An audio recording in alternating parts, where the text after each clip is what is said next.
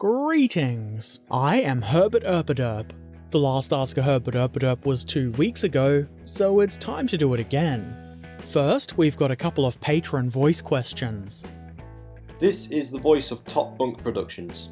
Do you groom your beard and moustache? If so, then how often do you do it? I'm growing a moustache myself and it's getting to the stage where I'm thinking about grooming it in the near future. I don't put a lot of effort into grooming the beard really. I do have to brush it, otherwise it gets knots in it which kind of suck when you, or a lady, run hands through it. And I occasionally trim it just so that it's not so unruly. As some of you may have observed, I like to keep it long, and I've found that there isn't really much that needs to be done to it. The mustache, on the other hand, gets a semi-regular trimming, mostly because at a certain point it becomes incredibly obnoxious to try and eat.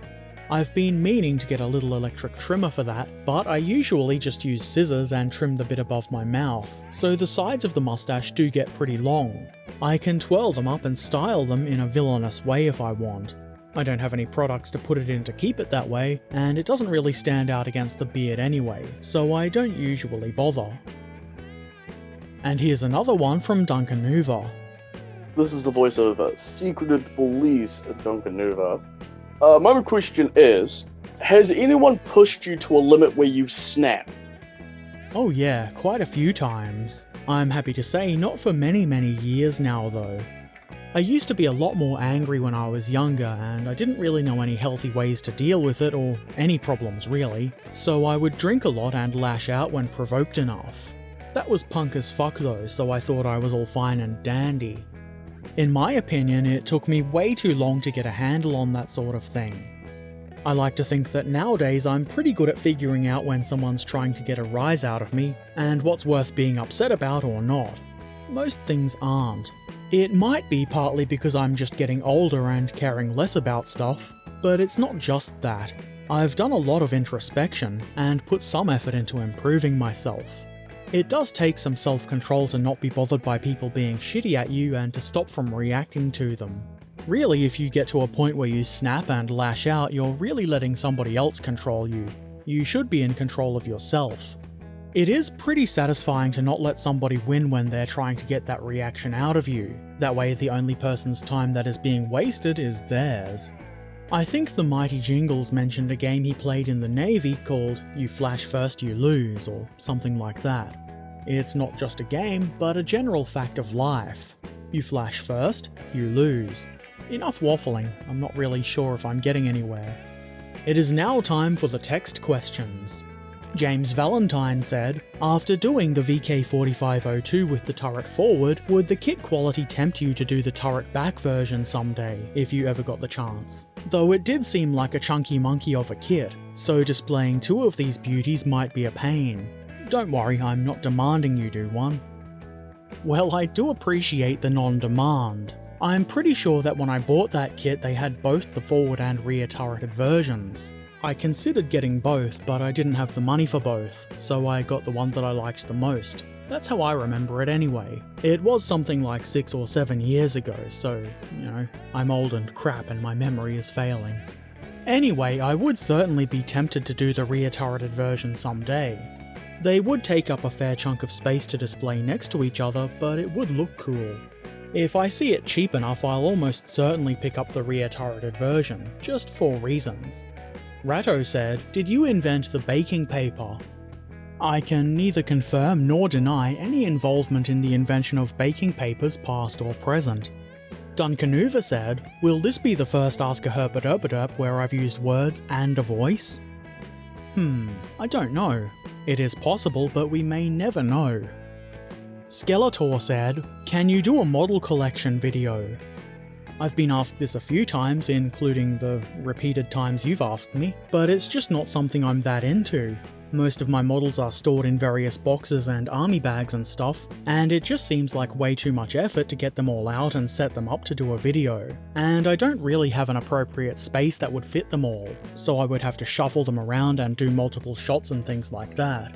Personally, I don't think it would make that interesting a video relative to the work it would take, and I don't think it would get that many views, which isn't really the most important thing. It's mostly that I just don't really feel like doing it at this point in time.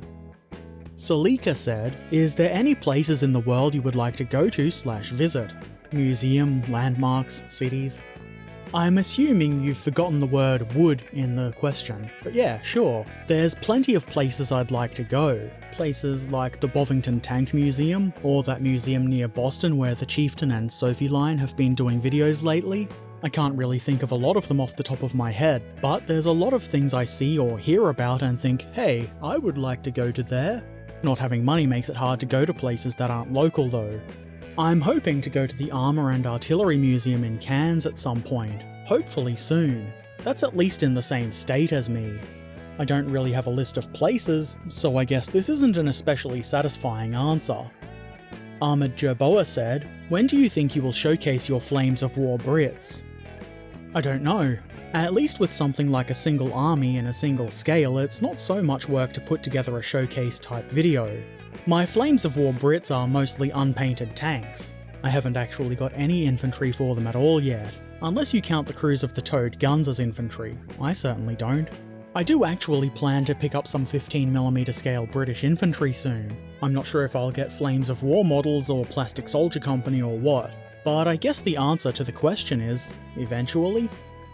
Garrus909 said, do you enjoy painting models historically accurate, including researching the unit, markings and history?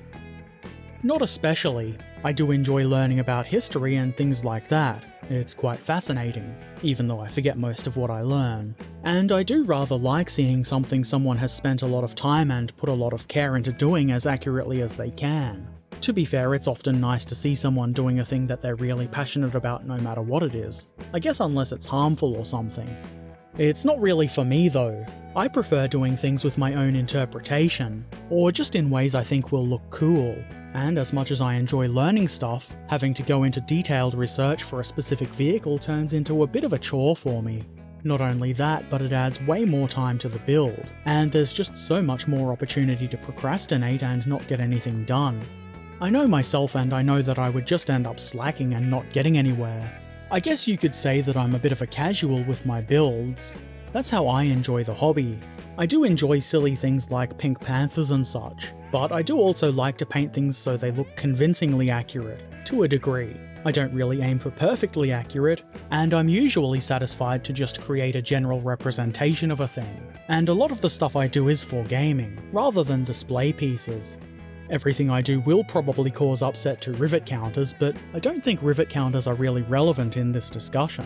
That said, I did for a while consider doing my AFV Club Centurion as one I saw a picture of in Vietnam, where it had the idler wheel and first road wheel blown off by a mine, had the tracks shortened and reconnected between the first return roller and second wheel, or maybe it was the third, so that the tank could get moving again.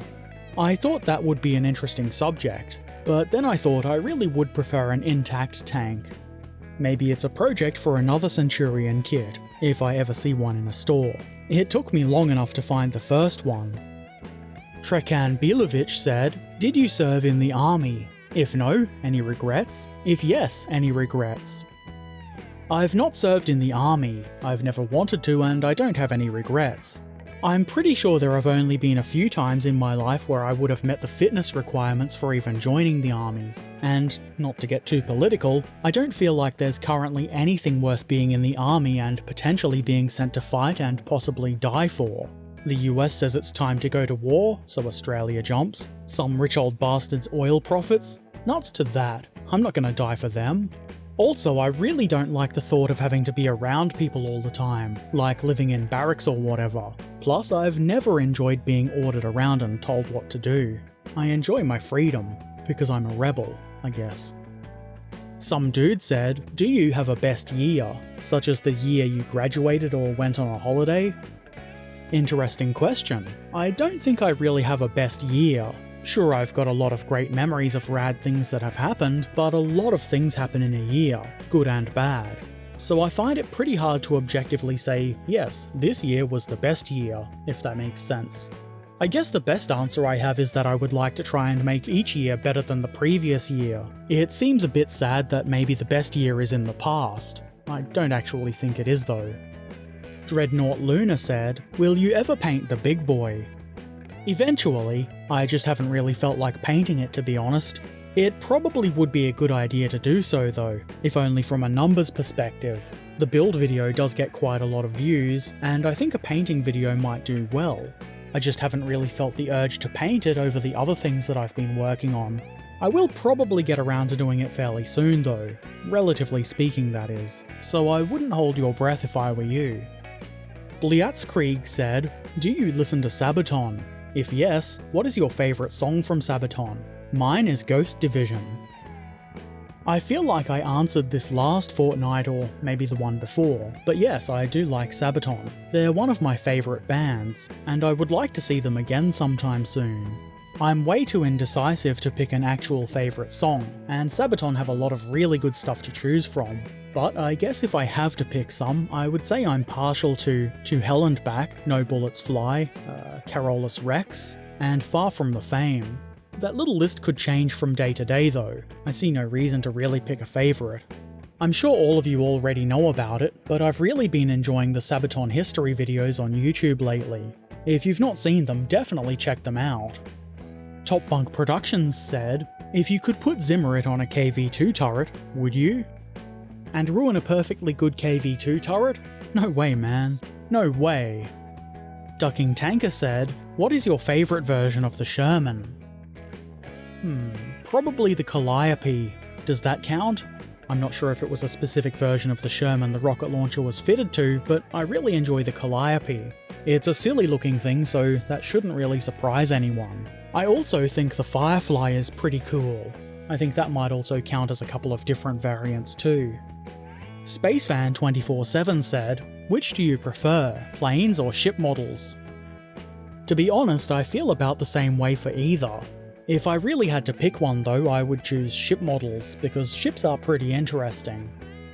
Garrus909 said, "A second question if it isn't too late. How long does it take to record an Ask a Herbert Erpaderp episode?" You just made it.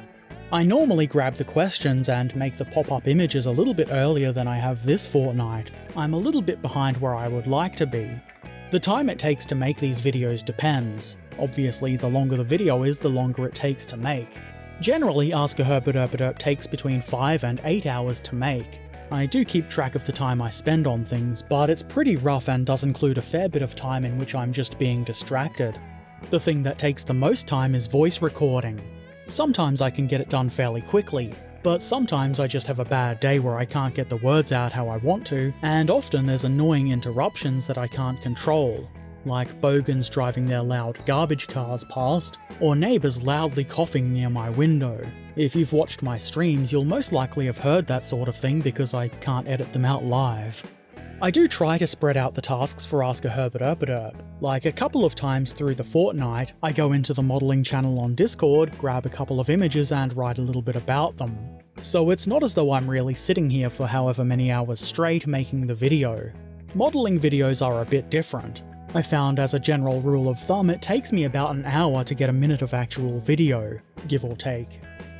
In the comments section of last fortnight's Ask a Herbert Erpaderp, Road Warrior John said, "So I don't donate to your Patreon, but I was wondering how much it is for the tier to dictate how you live your life. Also, is it possible to achieve this with exposure bucks? It is still 3 exposure bucks for rent, right?" Oh no, rent went up to 4 exposure bucks last year. You know how it goes. The Dictate Herbert's Life tier is a low $35 million a month. That's roughly 6 exposure bucks, because exposure is of such high value. In all seriousness though, it's usually a bad idea to work for exposure. Trust me, I played in bands for a long time. Get paid. Peak Aerial Imaging said, "First time commenter, long time watcher.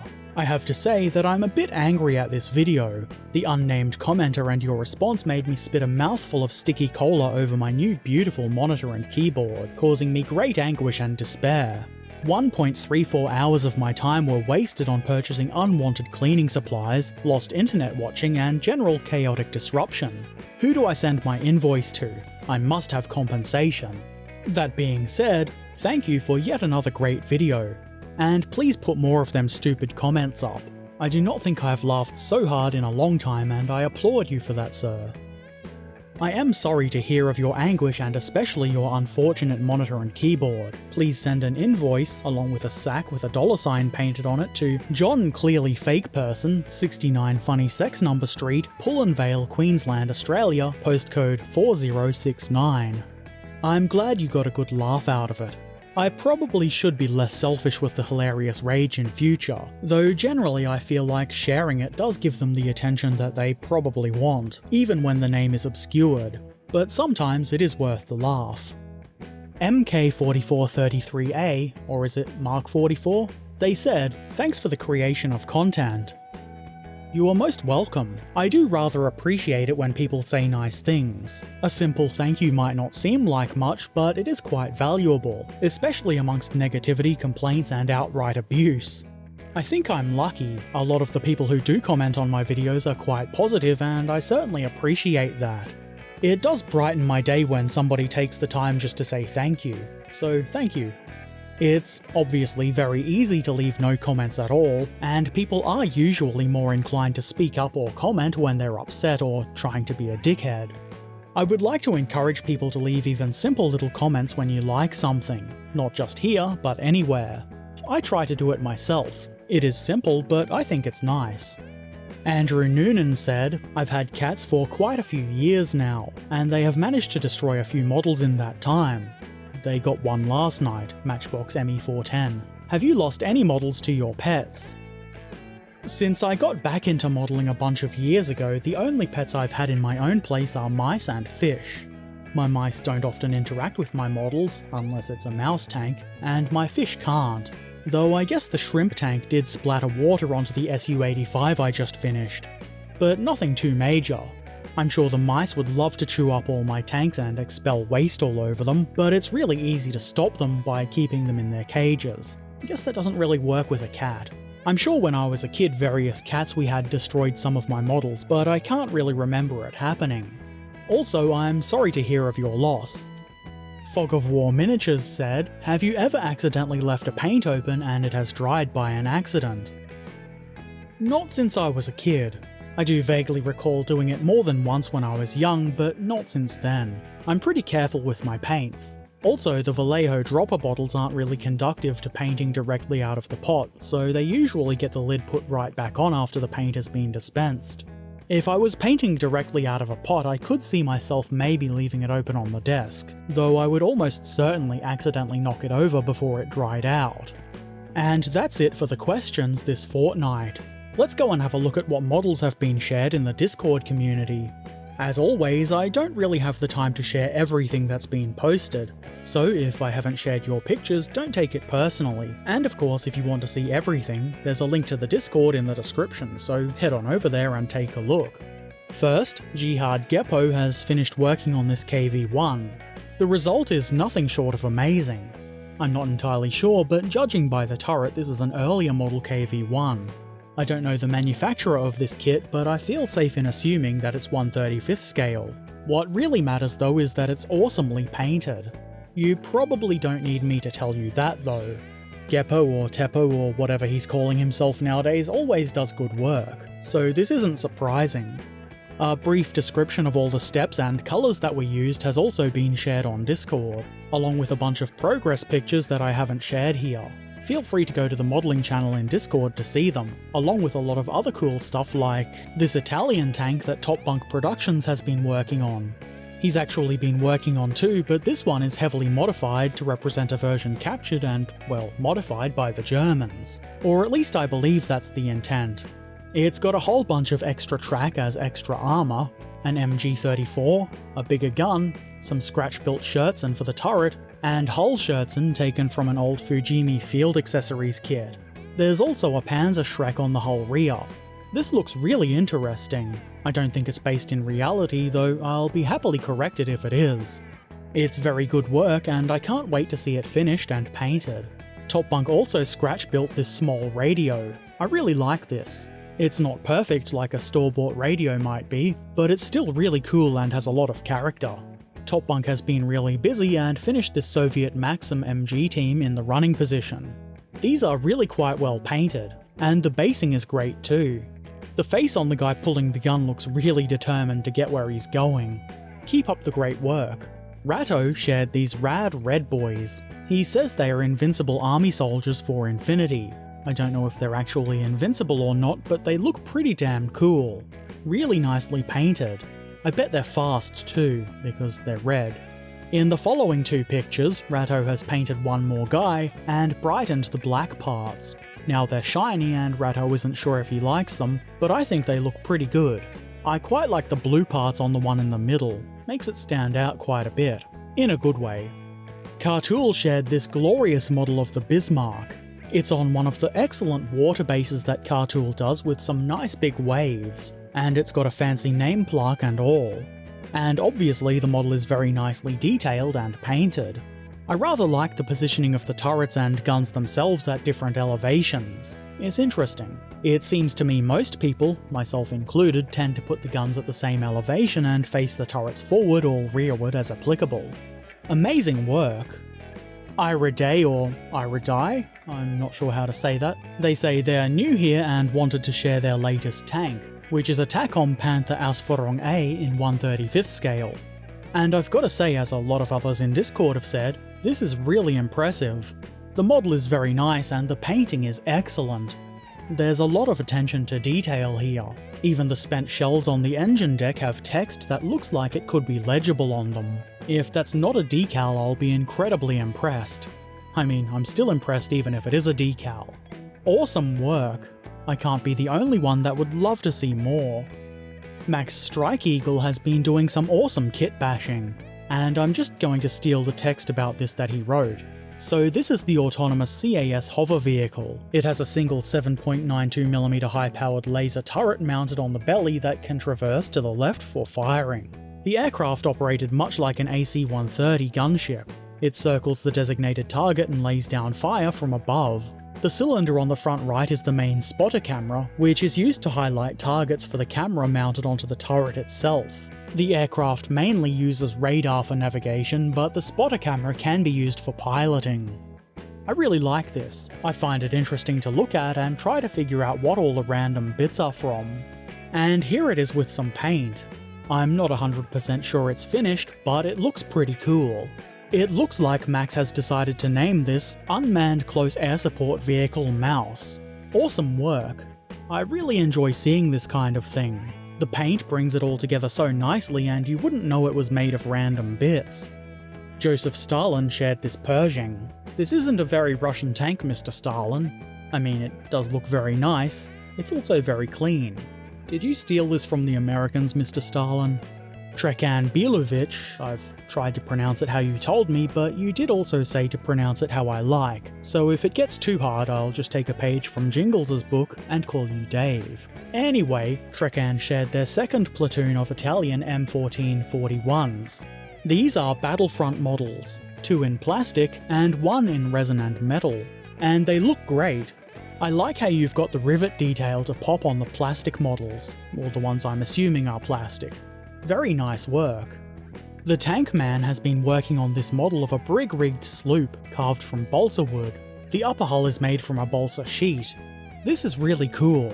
Building kits is great and all, but I'm always really impressed by this kind of modelling too. I'm excited to see it finished. The Tourette's Gamer has just finished building a new Warlord Matilda II in 28mm, saying they think it's great and surprisingly has some weight to it. It looks pretty good to me, and I'm pretty keen to get my hands on one of these myself. I guess I can understand why they sell them in boxes of 3 first, but I really would prefer that they sold them as singles right away too. I only really want one, though I suppose I can wait for it, I've still got a lot of other stuff to build in the meantime. Enough waffling, I think the model looks really good. Did you have any issues putting it together at all? And after a short time, here it is painted up. Quite nicely done too, I must say. The Tourette's Gamer says it's not intended as any particular Matilda. I think it's convincing enough, it does certainly look like a Matilda, and it's very well done.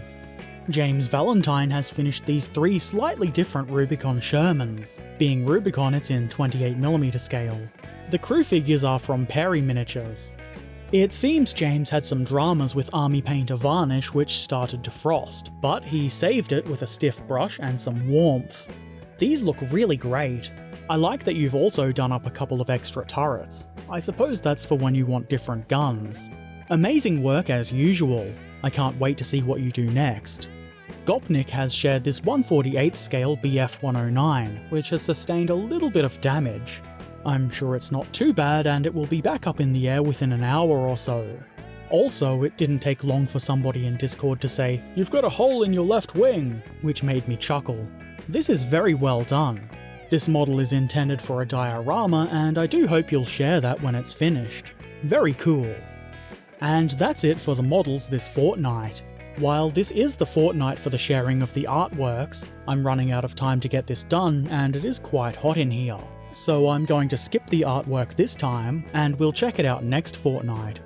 Of course, if you want to, head on over to the Discord server and check out the art for yourself. Also, while you're there, you should check out the modelling channel. There's other great stuff there that hasn't been shared in this video, and feel free to share your own models and art if you want to. So that's the end of this fortnight's Ask a Herbert Erpaderp. A big thanks to everyone who shared their modelling work and asked questions. I appreciate it.